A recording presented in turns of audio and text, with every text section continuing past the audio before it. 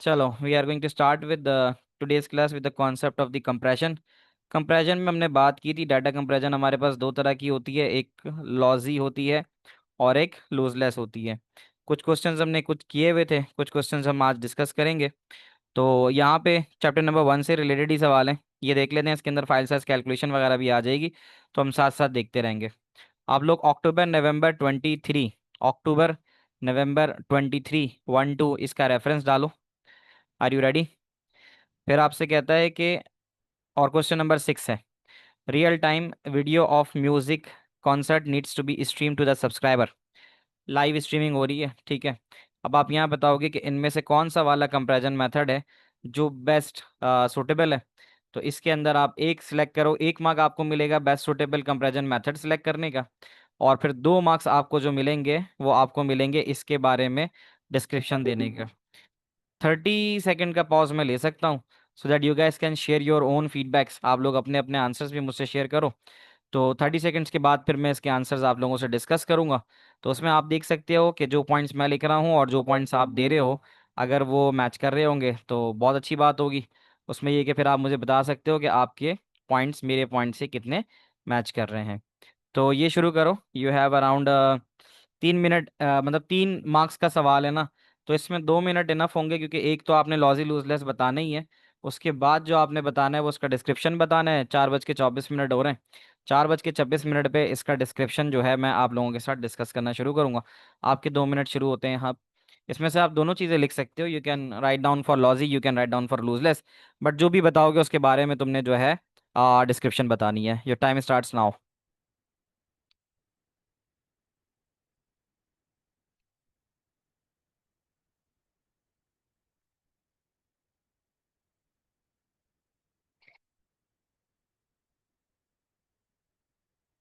कर लूँ कि इस तरह के सवाल और आते हैं तुम्हारे पास, और भी आएंगे। तो ना दोनों तुम लिख सकते हो, यानी अगर तुम लॉजी लिखोगे तो लॉजी के अपने फायदे होंगे, है ना। तो जैसे अगर लॉजी लिखोगे तो उसमें क्या होगा कि लॉस ऑफ क्वालिटी जो है वो नोटिस नहीं होता। नंबर एक बात ये हो जाती है। फाइल साइज तुम्हारा स्मॉलर हो सकता है, ठीक है, ये भी हो सकता है। और फिर क्योंकि व्यूअर्स जो होंगे, क्योंकि ये लाइव स्ट्रीमिंग हो रही है, तो व्यूअर्स उसको डिफरेंट डिवाइसेस पे देखेंगे, मोबाइल पे, टैबलेट पे, जिस पे भी देखेंगे। तो फिर आपके पास जो है हाई क्वालिटी रेजोल्यूशन की इतनी ज़रूरत नहीं होगी। हाई क्वालिटी लाजमी ज़ाहिर है वहाँ इस्तेमाल होती है जब आपके पास, आपको पता है कि आप स्ट्रीमिंग किस डिवाइस पे कर रहे हो। और अगर आप लूजलेस लिखते हो तो लूजलेस का एक फ़ायदा ये होता है कि क्या हो सकता है कि जो बैंडविड्थ है वो हाई स्ट्रीमिंग पे जा सकती है, ठीक है। और सबसे इंपॉर्टेंट, व्यूअर को जो है ना किसी किस्म की क्वालिटी लूज नहीं मिलेगी, क्योंकि लूजलेस है ना। लूजलेस में आपको किसी किस्म का क्वालिटी लूज नहीं मिलेगा, ठीक है। और उसके अलावा ये हो सकता है कि हाई बैंडविड्थ डिवाइसेस के ऊपर भी आराम से चल सकती है। तो ये हैं दोनों में तुम लिख सकते हो, यानी मैं तुम्हें दोबारा बता देता हूँ। अगर हम यहाँ पर बात करते हैं जस्टिफिकेशन लूजलेस की, अगर आपने लूजलेस किया है तो उसमें आप लिख सकते हो कि ओरिजिनल रिकॉर्डिंग में not have been made in high resolution. एक तो ये चीज़ है। फिर उसके अलावा क्या हो सकता है कि viewers do not want any loss of quality. अगर आप लूजलेस लिखते हो तो लूजलेस के अंदर आपके पास क्वालिटी रिड्यूस नहीं होती। हाँ, the reduction in the file size is sufficient for the receiving device. तो लूजलेस में एक बात ये होता है, क्योंकि वहां जाके दोबारा से डिकम्प्रेस हो जाएगा, तो जो reduction in the file size होता है वो सफिशिएंट होता है रिसीविंग डिवाइस के लिए। But if I carry with the logy comparison, अगर मैं यहाँ पे लिख देता हूँ लेट्स सपोज लॉजी, मैं तुम्हें दोनों की बता देता हूँ, दो दो पॉइंट्स बता दूंगा। तो वैसे तो एक लिख के एक के बारे में लिखना है, तो if I am writing for logy, तो लॉजी के लिए मैं लिख सकता हूँ कि लॉजी के अंदर जो लॉस ऑफ क्वालिटी होता है वो नोटिस नहीं होता। ये बात हमने आपसे की थी कि loss of quality will not be noticed. ये लिख लो अपने पास, नंबर एक। नंबर दो, आप लिख सकते हो कि smaller file sizes will reduce buffering, क्योंकि फाइल का साइज अगर कम होगा तो बफरिंग में ज़्यादा टाइम नहीं लगेगा। तो ये कॉमन पॉइंट्स लिख लेते हैं जिससे आपको याद रहे। तो smaller file sizes will reduce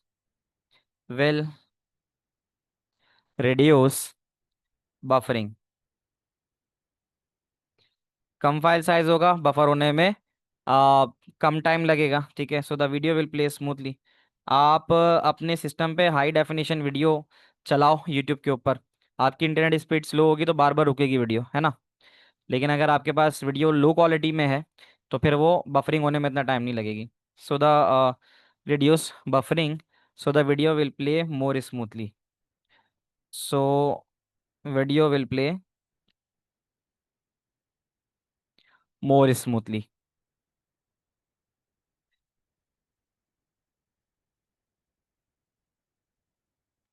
on the other side अगर मैं बात करूं, हाँ यही होता है कि अगर वीक होती है तो फिर आपके पास क्वालिटी ख़राब हो जाती है। ये मैंने लॉजी से रिलेटेड बताया था। If I go with the lossless, क्योंकि यहाँ पे दोनों चीज़ें आप लिख सकते हो, तो अगर मैं लूजलेस की साइड पे जाता हूँ, हाँ हम दोनों में से एक चूज कर सकते हैं। आरएलई का इस्तेमाल आयशा नहीं होगा बेटा यहाँ पे, ठीक है, आरएलई की टर्म इस्तेमाल नहीं होगी। तो अगर हम लूजलेस कंपैरिजन की तरफ जाते हैं, isn't there a correct answer, नहीं इसमें ऐसा नहीं है, वो कह रहा है कि tick one box to identify the most appropriate. तो जाहिर है दोनों अपने अपने फायदे नुकसानात रखती हैं, तो आप दोनों की बात कर सकते हो, ठीक है।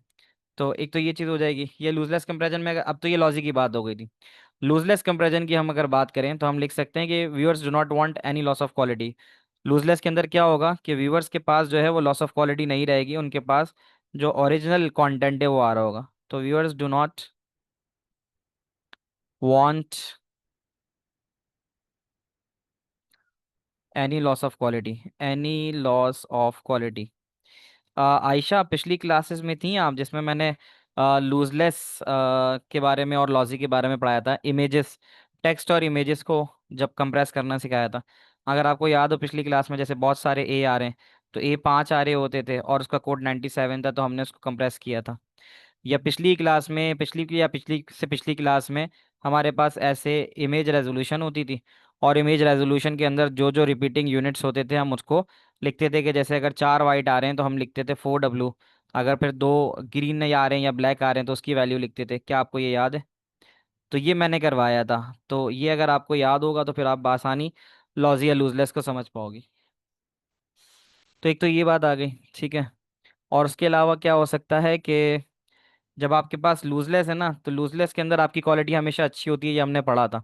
तो अब हम यहाँ लिख सकते हैं कि could be stream to high bandwidth devices, या फिर ओरिजिनल रिकॉर्डिंग में not have been made in high resolution. तो इनमें से कोई भी चीज़ हम लिख सकते हैं। तो हम यहाँ लिख सकते हैं कि could be stream could be streaming to high bandwidth devices, to high bandwidth devices. बच्चों बताना यहाँ तक की बात क्लियर है? तुम लोगों के जो भी रिस्पॉन्सेस थे वो इस रिस्पॉन्स से कितने मैच करेंगे? हाई बैंडविड्थ का मतलब ये है कि जो ज़्यादा अमाउंट ऑफ डाटा है वो ट्रांसफ़र हो सकेगा। डायरेक्ट ये लिख सकते हैं कि लूजलेस की हाई रेजोल्यूशन होती है।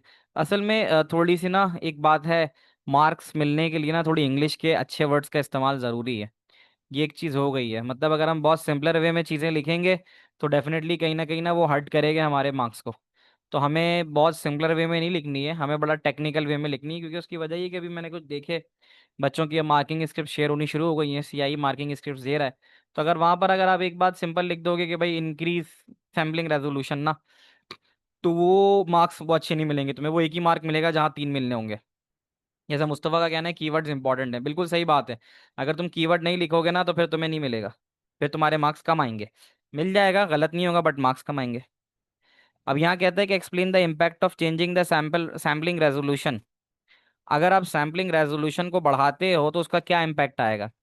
तो explain the impact of changing the resolution ना, अब यहाँ पे इम्पैक्ट ऑफ चेंजिंग रेजोल्यूशन कह रहा है। इम्पैक्ट के अंदर फिर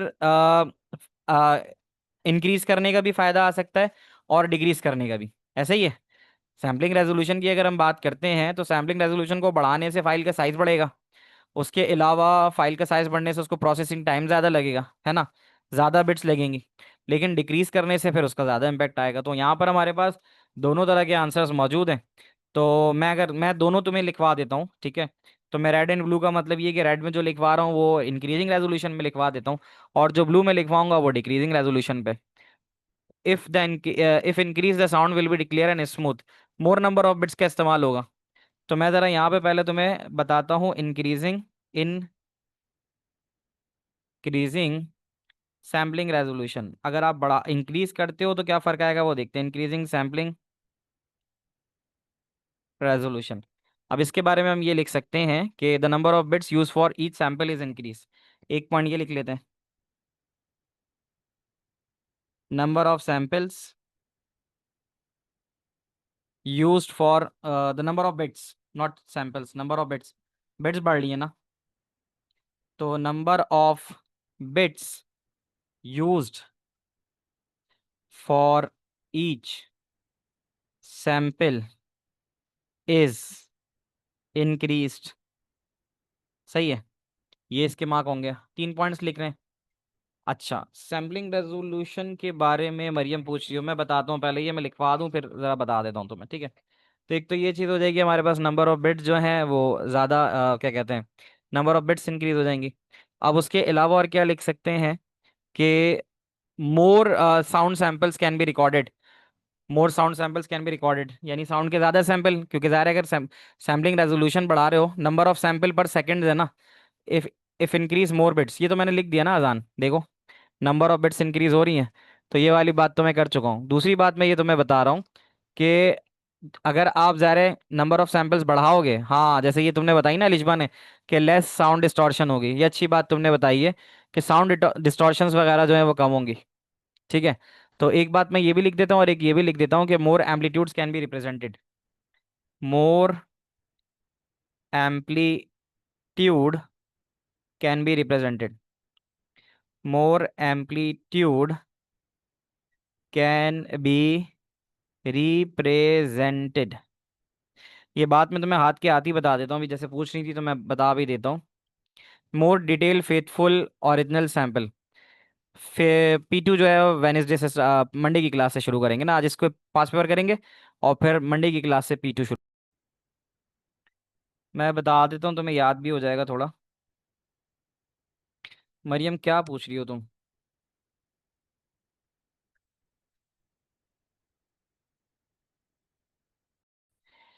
तो बात ये हुई थी कि भाई सैम्पलिंग रेजोल्यूशन क्या होती है। सैम्पलिंग रेजोल्यूशन इस पूरे टुकड़े को बोलते हैं, ये जो आपने किसी भी एक सर्टेन टाइम पीरियड का साउंड सैंपल लिया होता है, ठीक है।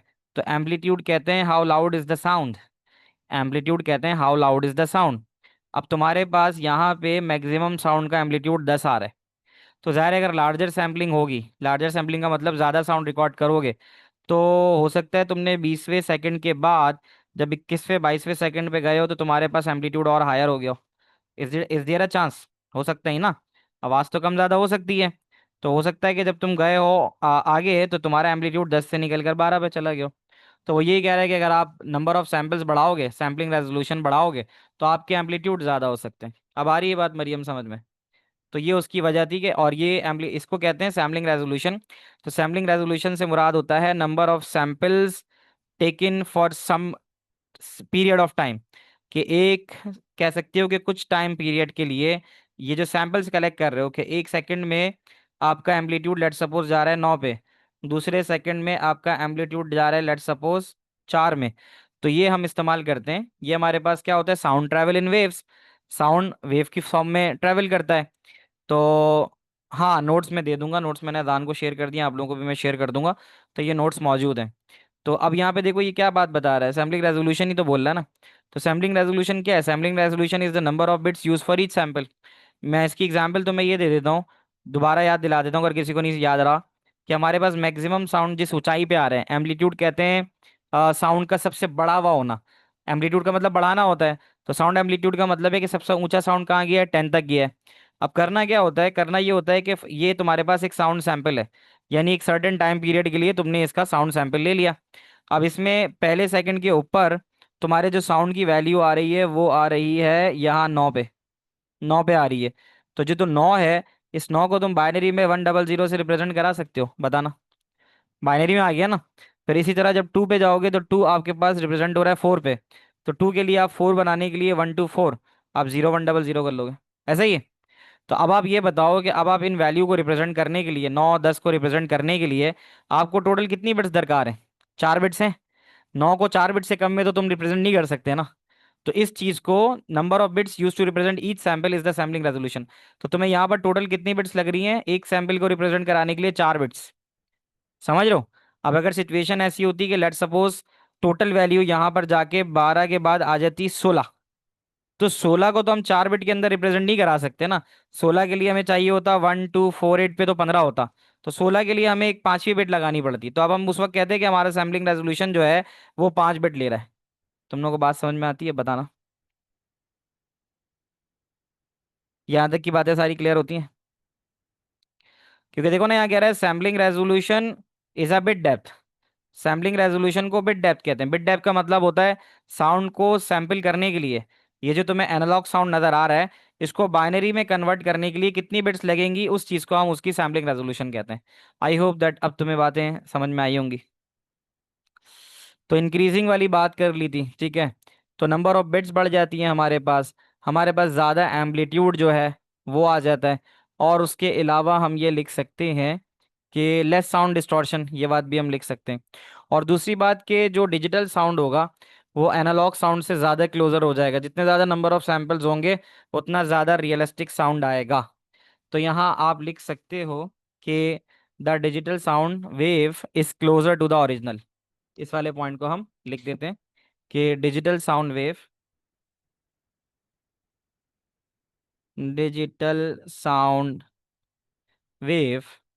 Is closer is closer to original original analog sound wave.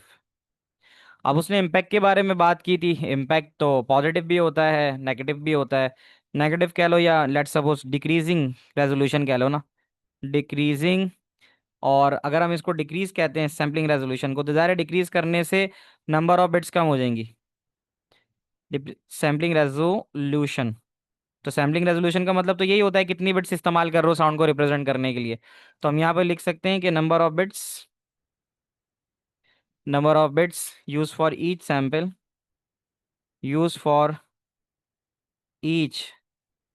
Sample is decrease. एक पॉइंट तो ये हो गया तुम्हारा कि नंबर ऑफ सैंपल जो है वो डिक्रीज हो जाएगा, सही है। उसके अलावा इसी चीज़ का वाइस वर्सा कर देना। जैसे लिखा हुआ आ रहा है ना कि जो डिजिटल साउंड है वो मोर लाइकली ओरिजिनल होगा, तो वो क्लोजर नहीं रहेगा, ठीक है, वो लेस लाइकली रहेगा ओरिजिनल साउंड वेव से। तो इस वाले के लिए तुम वाइस वर्सा कर देना, थर्ड पॉइंट के लिए।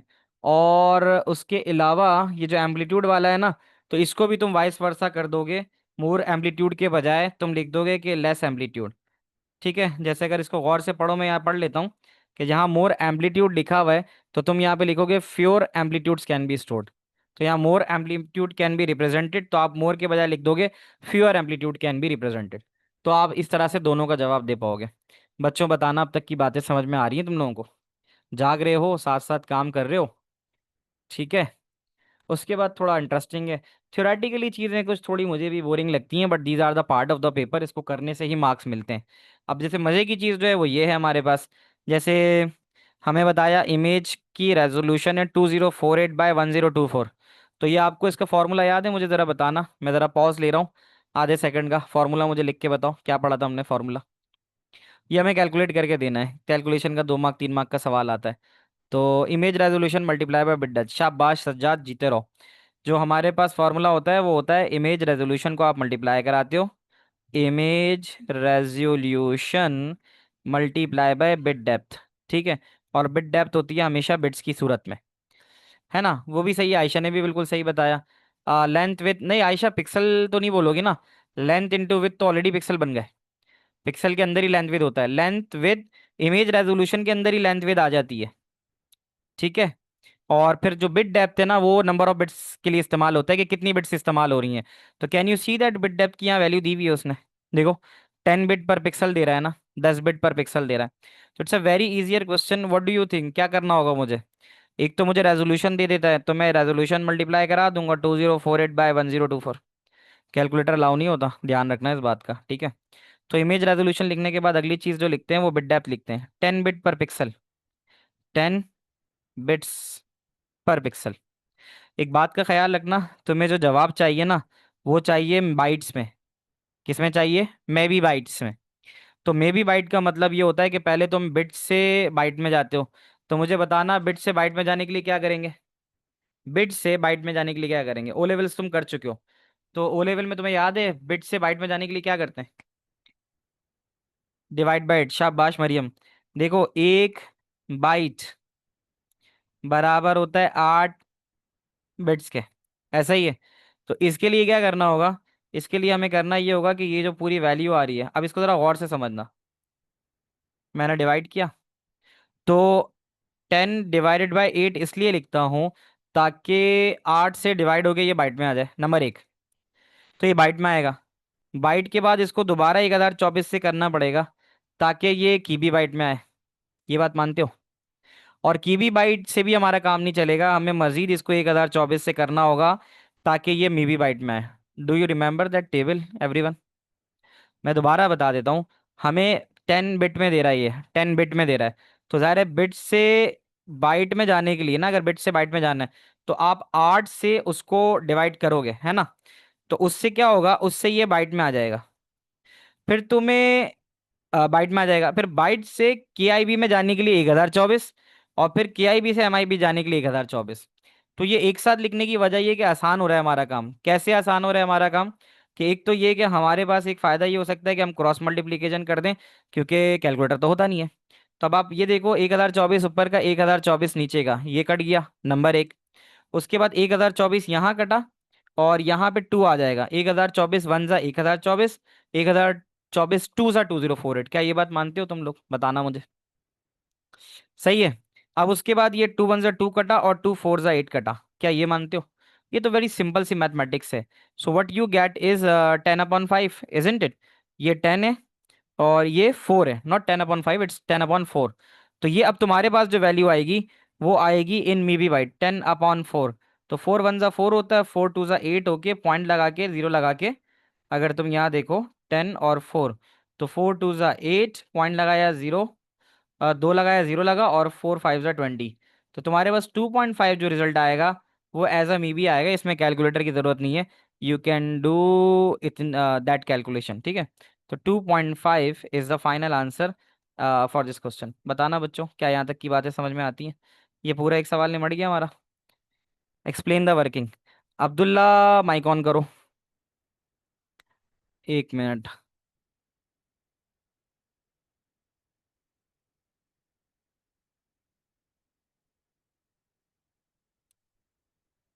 हाँ जी, अब्दुल्ला माइक ऑन करो। अगला सवाल नोट करो बच्चों।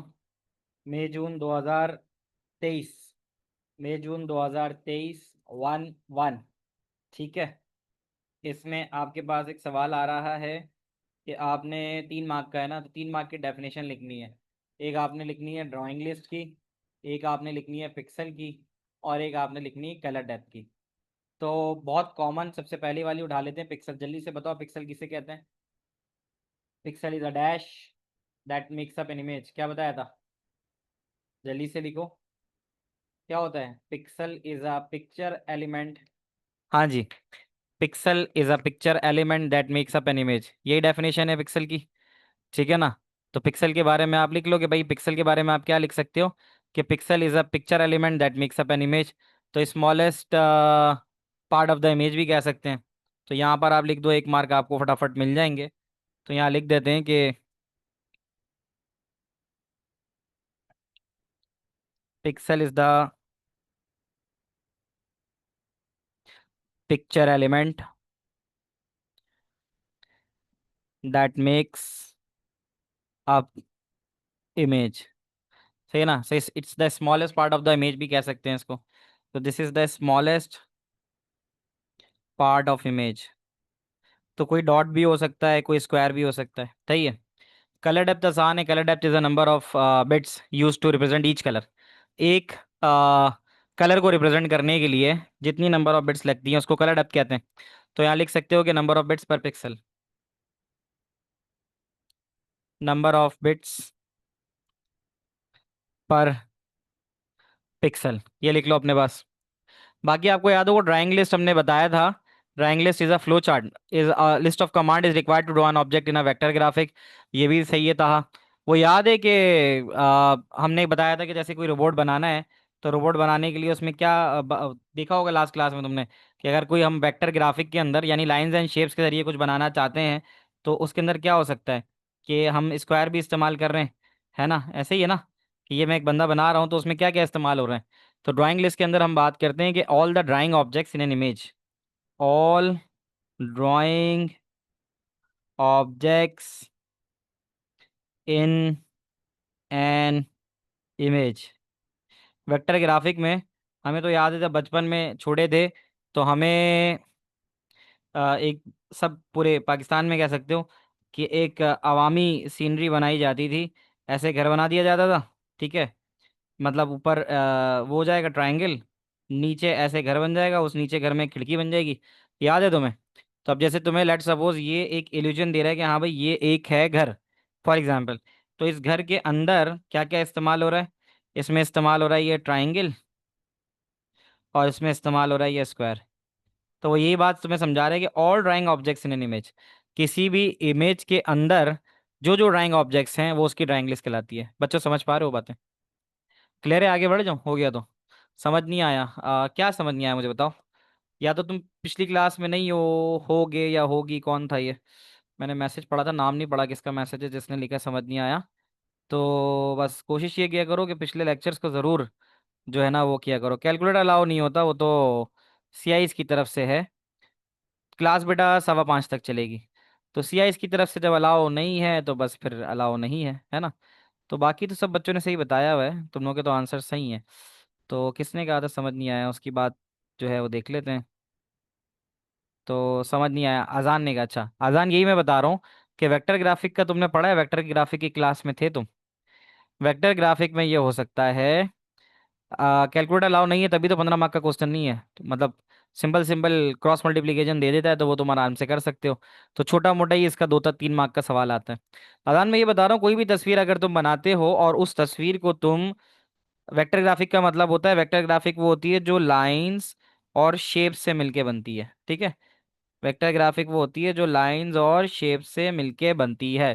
तो किसी भी ऑब्जेक्ट को बनाने के लिए अगर तुम्हें 3 4 5 डिफरेंट तरह के सिंबल्स इस्तेमाल करने पड़ रहे हैं जो मैथमेटिकल होते हैं, जो मैथमेटिकल ड्राइंग्स होती हैं, तो वो जितनी भी सारे मिलकर कोई ऑब्जेक्ट बनाए तो उनको ड्राइंग लिस्ट कहते हैं। अब आ गई बात समझ में? अच्छा, क्या P2 15 मार्क क्वेश्चन होगा? नहीं नहीं, P2 में 15 मार्क का क्वेश्चन नहीं होगा। लेकिन उसके अंदर सूडो कोड के सवाल होते हैं जो तकरीबन 40 मार्क तक निकाल लेते हैं। सही है, हमें उस पर ज़्यादा मेहनत करनी है। The bitmap image or photograph of the holiday location, color depth and the image resolution are both included in the file header। File header के अंदर तो होता ही है ना कि फाइल का टाइप क्या है, फाइल का साइज क्या है, ये सब चीज़ें। तो हमने 3 4 चीज़ें पढ़ी थी। तो वो कहता है identify 2 other items that could be included in the file header। तो अब बताना मुझे कि फाइल हेडर के अंदर तुम्हें और क्या क्या याद है। ये भी हमने पिछली क्लासेस में किया हुआ था। फाइल हेडर के अंदर फाइल का साइज आता है, ठीक है? डायमेंशंस आ जाती हैं, फाइल टाइप, फाइल साइज, ऊपर उसने कुछ बताया ना, कलर डेप्थ बताइए, इमेज रेजोल्यूशन बताइए। ठीक है, तो हम यहाँ लिख सकते हैं फाइल टाइप। 1 मार्क इसका आ जाएगा, जिसने फाइल टाइप बोला उसको 1 मार्क मिल गए। फाइल की टाइप हमें पता होनी चाहिए, वो देखना होगा ना, फाइल कंपैरिजन मेथड याद है कि फाइल की कंपैरिजन टाइप क्या है? तो फाइल की कंपैरिजन टाइप भी लिख देते हैं तो उसका भी पता चल जाएगा। और किसी ने बताया था colour depth and image resolution, ठीक है, ये भी चीज़ हो जाएगी। और लोकेशन, लोकेशन यानी है कहाँ पे, वो फाइल स्टोर कहाँ पे हो रही है, ये भी मेटा डाटा के अंदर होता है। कैन इट बी देयर, क्या चीज़ आयशा? तुम्हारा सवाल देख लेता हूँ मैं। डेट ऑफ क्रिएशन, हम देख सकते हैं ये ना, कुछ चीज़ें ऐसी हैं जो बड़ी ही समझो रट्टे मारने वाली हैं, और अगर हम यहाँ जाएं तो मैं तुम्हें डायरेक्ट बुक से दिखाऊं तो बुक के अंदर जो चीज़ें होंगी ना, तो बस वो सारी चीज़ें तुम लिख सकते हो। तो वो यहाँ कहीं हम अगर तलाश करें, कंपैरिजन मेटा डाटा, यहीं कहीं था ये सब चीज़ें ना। तो इधर जितनी भी चीज़ें लिखी होंगी that could also be the part, इसमें जितना कुछ लिखा होगा वो सब का सब तुम्हारा इसका पार्ट हो सकता है। बिटमैप इमेज, स्क्रीन रेजोल्यूशन, इसी में कहीं देखा था मैंने, इसके अंदर सारे पॉइंट्स आ रहे थे। तो इसी में से देख लेते हैं, मैं इसमें से दिखा भी देता हूँ। मैंने कहीं मार्किंग की तरफ से नहीं देखी है, है ना। तो अब हम अगर टू द मार्किंग के पॉइंट ऑफ व्यू से बात करें, तो मार्किंग के पॉइंट ऑफ व्यू से मार्किंग स्कीम में कहता है कि ये बात तो है कि कंपैरिजन टाइप पता होनी चाहिए, और उसके अलावा फाइल टाइप पता होनी चाहिए, और उसकी लोकेशन पता होनी चाहिए। अच्छा, ये जो तुम बात कह रही हो ना, yes that could be come in mark, ये आ सकता है जिसमें तुमने बोला ना creation of file, date with in the file has been created, इसके मार्क्स तुम्हें मिल जाएंगे। ठीक है, तो तुम्हारा जवाब तो यहाँ पे आ गया कि तुम्हें इसका मार्क्स मिल जाएगा जब तुम date of creation of the file लिखोगी। ठीक है बेटा, क्लियर है? यहाँ तक कोई सवाल तो नहीं है? एक सवाल और आता है। ठीक है, अच्छा नोट डाउन करना है, करो नोट डाउन करो, नोट डाउन करो। इसके बाद वाला करने के लिए मैं आपको दे रहा हूँ, ये देखो मैं थोड़ा इसको छोटा कर देता हूँ स्क्रीन को, ताकि दोनों चीज़ें नज़र आ जाएं। हाँ बिलाल, मैं शेयर कर दूंगा इंशाल्लाह। ठीक है, बाय नाइट करूंगा, अभी थोड़ा फ़ौरन से नहीं कर पाऊंगा, अभी नमाज का टाइम शुरू हो जाएगा, फिर कुछ काम है। But once I got free I will do it by today इंशाल्लाह। अच्छा, अब आ जाओ तुम ज़रा नीचे बच्चों, इसी का पार्ट 2 है, ये ज़रा खुद करके दिखाओ। कॉपी हो गया भाई? आगे बढ़ जाऊँ? तो अब यहाँ देख लो, तो यहाँ पे कह रहा है कि one of the photograph has a bit depth of 8 bytes, ये अच्छी बात है, बाइट्स में ऑलरेडी पहले से मिल रहा है। इमेज रेजोल्यूशन तुम्हारे सामने मौजूद है। 1 मिनट ले लो, ज़रा खुद से सॉल्व करो, फिर मैं बताऊंगा, मैं अभी फौरन नहीं बता रहा। I will wait for your answers, क्योंकि ये आसान वाला है, ये तुम खुद करके दे सकते हो। तो पहले करके मुझसे शेयर करो, शेयर करो, कुछ तो बताओ, मुझे पता तो चले तुम लोग कुछ काम कर रहे हो। चलो इसको हम करते हैं, ये दे रहा है 1500 बाय 3000, 1500 बाय 3000 यहाँ लिखो। कोशिश किया करो कि ना क्रॉस मल्टीप्लिकेशन से निपटा लो मामला। तो ये तो वो है जो हमें लिखना है, हाँ बासिल सही है, ये तो वो है जो हमें लिखना है। अब बात ये कि हमें जो रिजल्ट चाहिए वो चाहिए मेगाबाइट में ना, मैं भी बाइट में चाहिए। वैसे इसने एमबी दिया हुआ है, और एमबी जो है 2023 में दिया हुआ है, एमआईबी नहीं एमबी दिया हुआ है। अब यहाँ पर एक बात का ध्यान रखना होगा कि वो एमआईबी नहीं बोल रहा है ना। ठीक है तलहा, बच्चों एक बात मैं समझा दूं, यहाँ बड़ा एक इंपॉर्टेंट पॉइंट आया है, इसने ना इसको एमआईबी नहीं लिखा है, इस बात का ध्यान रखना। एमआईबी होता है तो हम 1024 यूज़ करते हैं, समझ लो। अगर ऐसे कैपिटल भी यूज़ करेगा तो तुम्हें 1000 यूज़ करना है, और ये 1000 यूज़ करना तुम्हारे लिए ज़्यादा अच्छा है। अब ज़रा सोचो कि तुम्हें आंसर मिल रहा है बाइट में, तो उसमें मिल रहा है, बाइट में मिल रहा है, तो ये तो तुम्हारे लिए आसानी हो गई, क्योंकि बाइट से तुम चले जाओगे किलोबाइट में, और किलोबाइट से तुम चले जाओगे मेगाबाइट में। तो अब उसका तरीका ये है कि तुम इसको 1000 से डिवाइड करो, और फिर एक बार और 1000 से कर लो। ये 2000 बच्चों क्यों लिख रहा हूँ, तुम्हें समझ में आ रही है बात? क्योंकि 1000 से करने पे तो मैं जाऊंगा, जो सवाल है मेरे पास वो आ रहा है बाइट्स में, तो अगर मैं 1000 से डिवाइड करता हूँ तो वो केबी में आएगा, और मजीद 1000 से करूंगा तो वो किस में आ जाएगा, एमबी में। इसलिए मैं 2 दफ़ा इसको 1000 बाय 1000 से कर रहा हूँ। आप लोग मेरी बात समझ रहे हो? तो एक तो ये हो गया 1000 बाय 1000 से। तो अब आप देख सकते हो, मैं यहाँ पे अलग कलर यूज़ कर लेता हूँ कि 3 0 यहाँ ऊपर गए, 3 0 यहाँ गए, ठीक है। उसके बाद 2 0 यहाँ गए, 2 0 यहाँ गए।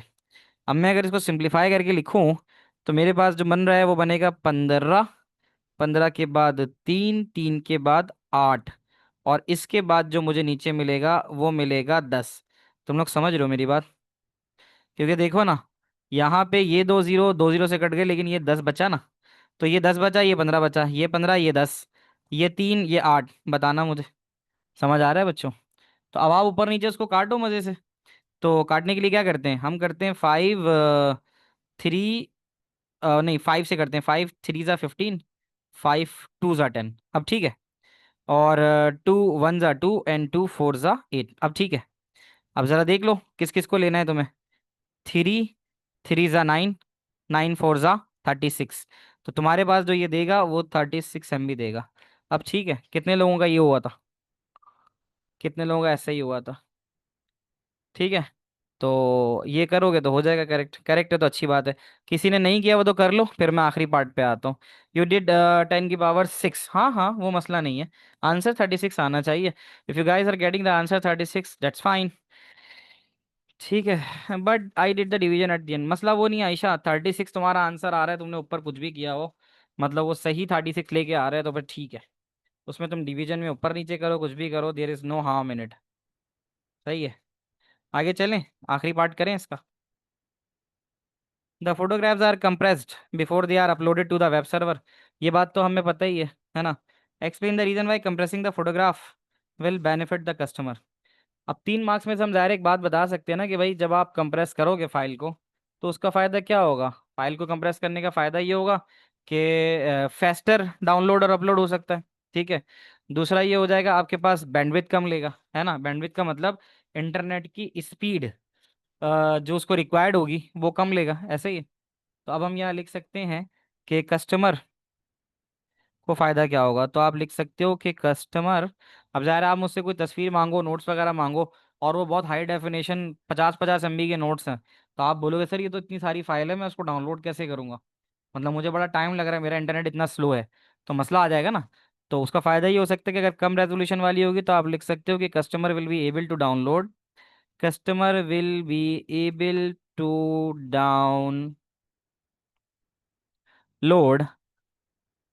Photograph in less time, photograph in less time. एक बात। दूसरी बात बैंडविड्थ की कर लेते हैं, है ना। अच्छा, दूसरी एक चीज़ ये भी कि स्पेस कम लेगा हार्ड ड्राइव में ना। तो हम यहाँ लिख सकते हैं कि photograph will take less space, photograph will take less space on customers hard drive या storage device, on customers storage medium या स्टोरेज डिवाइस। आपकी हार्ड डिस्क में भी स्पेस कम लेगी। और तीसरी चीज़ जो है वह हम लिख सकते हैं कि will take less customer bandwidth, customer की बैंडविड्थ कम लेगा, यानी इंटरनेट स्पीड जो है वो इतनी ज़्यादा रिक्वायर्ड नहीं होगी। आयशा तुम्हारा सवाल क्या है कि when the file is being it take, won't be benefit to the customer, the size is compressed so less data of there is wasted। नहीं ये बात नहीं कहेंगे, ज़ाहिर है, मतलब हम ये कह देंगे कि भाई अगर कंप्रेजन हुई भी होगी तो फाइल कम लेगा और उसको अपलोड डाउनलोड होने में टाइम कम लगेगा, ये तो हम कह सकते हैं। when the file is being loaded it would be beneficial to the customer if the size is compressed so less data of their waste time of there is wasted। Alisha इसको ज़रा रिफ्रेश करो, ये वाली बात तुम्हारी मुझे नहीं समझ में आ रही। मैं जो बता रहा हूँ समझ में आ रहा है कि टाइम कम लगेगा, लेस स्पेस लेगा स्टोरेज मीडियम में। ठीक है। और तीसरी चीज़ तो मैंने बताया वो ये है will take less of customer bandwidth, यानी ज़ाहिर है जहाँ कस्टमर इंटरनेट ख़रीदता है तो अगर ज़ाहिर है फाइल इतनी ज़्यादा ज़्यादा होगी तो कस्टमर की बैंडविड्थ ज़्यादा रिक्वायर्ड होगी, तो जब ज़्यादा की बैंडविड्थ रिक्वायर्ड होगी तो उसका खर्चा भी तो होगा ना। बेटा ये 3 नोट डाउन कर लिए, आखिरी सवाल पे आ जाऊँ, बताना मुझे। 3 मार्क का सवाल है, कहता है इमेज को RLE के ज़रिए इनकोड करना है। ये तुम्हें याद आ जाएगा, ये वाली चीज़ हमने की थी कल वाली क्लास में, लास्ट क्लास में। इमेज RLE के ज़रिए इनकोड हो रही है, याद आया। Explain the reason why RLE may not reduce the file size of bitmap image, give one example in your answer. RLE तुम्हारी may not reduce the file size of image, वो reduce क्यों नहीं करेगी। अजान हो रही है, 1 मिनट देना, अजान के बाद इसका जवाब लिखते हैं। अच्छा जी देखो, रन लेंथ इनकोडिंग के अंदर तुम खुद एक बात नोट कर सकते हो कि ये उस वक्त फ़ायदेमंद है कि ना जब रिपीटेशन ज़्यादा हो, यानी फराना तुम्हें अगर नहीं समझ में आई तो तुम मुझे मुझे ना वॉइस नोट कर देना व्हाट्सएप पे, मैं उसको फिर अलग से पूरा बता दूंगा। अभी मैं ये बता रहा हूँ तुम्हें कि रन लेंथ इनकोडिंग इफेक्टिव उस वक्त होता है जब तुम्हारे पास सिमिलर कलर्स ना ज़्यादा लंबे अरसे तक चलें। लंबे अरसे से मुराद ये कि ज़्यादा रिपीटेशंस हो। लेकिन अगर यहाँ ब्लैक है, यहाँ रेड है, यहाँ वाइट है, यहाँ रेड है, यहाँ ब्लैक है, यहाँ वाइट है, अब यहाँ तो यूनिफॉर्म रिपीटेशन नहीं है ना। मतलब ये इस वक्त तो अच्छा काम कर सकता है कि जब ग्रीन 4 दफ़ा रिपीट हो रहा है तो फिर तो हम लिख सकते हैं कि 4 दफ़ा रिपीट हो रहा है और उसका कोड लिख दिया। इसी तरह 2 दफ़ा ग्रीन हो रहा है या 4 दफ़ा रेड हो रहा है। लेकिन अगर ऐसी सिचुएशन आ जाए कि ब्लैक, ब्लैक के बाद ग्रीन, ग्रीन के बाद वाइट, वाइट के बाद रेड, और आपके पास रन लेंथ इनकोडिंग का मतलब ही यही है, run length encoding. Run length का मतलब है कि जो भी वैल्यू आ रही है किसी भी कलर की वो कई दफ़ा रिपीट हो रही है। तो इसमें वो ये पूछ रहा है कि RLE क्या ऐसा हो सकता है कि तुम्हारे पास फाइल का रिड्यूस ना करे साइज।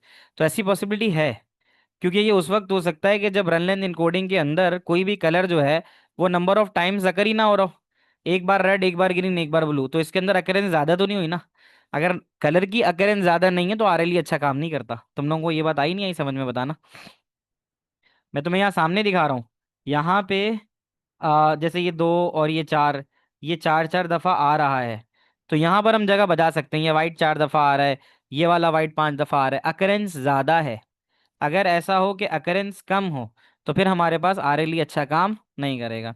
तो हम यहाँ लिख सकते हैं कि आरएलई स्टोर्स अ कलर, ठीक है, and the number of items, and number of items it occurs, it occurs consecutively. यानी अगर कलर तुम्हारे पास कई दफा आ रहा है तो फिर तो अच्छा है, कि जैसे मेरे पास सीक्वेंस ऑफ ये वाला पिंक कलर 1 2 3 4 5 6 7, 7 दफा आ रहा हुआ, तो अब ये 7 दफा आने पे 7 बाइट ले रहा है। लेकिन अगर मैं इसको यूं लिखूं 0 7, और जो पिंक कलर का जो कोड है लेट सपोज वो है 1 9, तो अब मेरे पास टोटल कितने बाइट लगेंगे? अब मेरे पास इसको रिप्रेजेंट करने के लिए 1 बाइट लगेगा और इसको रिप्रेजेंट करने के लिए 1 बाइट लगेगा। तो जहाँ पे मुझे 1 2 3 4 5 6 7 बाइट लग रहे हैं, वहाँ 2 लगेंगे। लेकिन शर्त यह है कि अकरेंस ज़्यादा हो। तो वो यही बात कह रहा है कि आरएलई जो स्टोर करता है कलर्स को, तो उसमें वो ये देखता है कि वो नंबर ऑफ आइटम्स कितनी दफ़ा अकर हो रहे हैं कंजेक्टिवली। ठीक है। अब अगर वो कहता है कि अगर किसी इमेज के अंदर वो सीक्वेंस सेम कलर ना हो, वो कलर ही डिफरेंट हो, तो फिर तो आपके पास आरएलई काम नहीं करेगा ना। तो उसके बारे में हम यहाँ लिखेंगे कि एन इमेज में नॉट हैव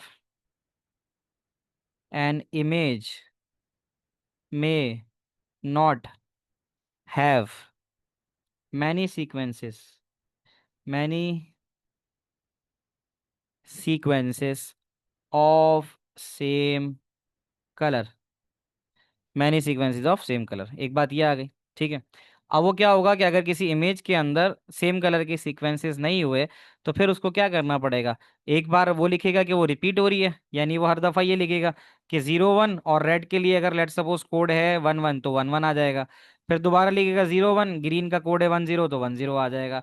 फिर दोबारा लिखेगा ब्लू का कोड लेट सपोज है 0 1, तो वो लिखेगा।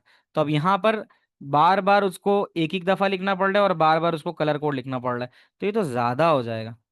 ठीक है। Sir answer needs what why RLE does a reason and with explanation why it not work. यही तो है। तो ये तो बता रहा हूँ आरएलई क्यों काम नहीं कर रहा है, इसलिए कर रहा है कि इमेज जो है उसमें सीक्वेंस ऑफ सेम कलर है ही नहीं। तो फिर आखिरी पॉइंट हम ये लिखेंगे, it would need to store each colour, it would need to store it would need to store each colour. तो फिर वो क्या करेगा, हर कलर को अलग अलग करेगा, एंड देन द काउंट, और उसके बाद जो है वो नंबर को काउंट करेगा। तो वो फिर आपके लिए ज़्यादा हो जाएगा। तो एग्जाम्पल उसकी ये हो सकती है, एक एग्जाम्पल ये हो सकती है कि अगर कोई नंबर है लेट सपोज रेड, ग्रीन और ब्लू, तो ये रिपीटिशन तो नहीं हो रहा ना। तो फिर आप क्या लिखोगे? फिर आप यही लिखोगे कि रेड 1, सही है, ऐसे लिखोगे। फिर आप लिखोगे ग्रीन 1, और फिर आप लिखोगे ब्लू 1। तो ये तो फिर कहीं स्पेस नहीं घेर रहा ना, फिर तो अफेक्टिव ही नहीं हुआ। तो वही बात बोला ना कि आरएलई कब फाइल का साइज रिड्यूस नहीं करेगा, तो उसकी एग्जाम्पल ही यही है कि वो उस वक्त नहीं करेगा कि जब हमारे पास नंबर्स जो कलर हैं वो रिपीट ना हो। Sir what is written after, after for example red green after, पढ़ता हूँ मैं, तुम बताना। RLE stores a colour and number of items if it occurs consecutively. An image may not have many sequences of same color. It would need to store each color and then the count. ये लिखा है। No sir, after then then the count लिखा हुआ है ना, colour and then the count, इस तरह से लिखोगे ना।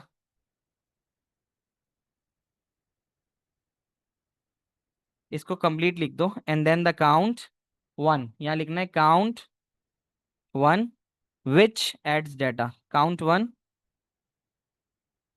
विच एड्स डेटा। यहाँ जाके ये मुकम्मल होगा।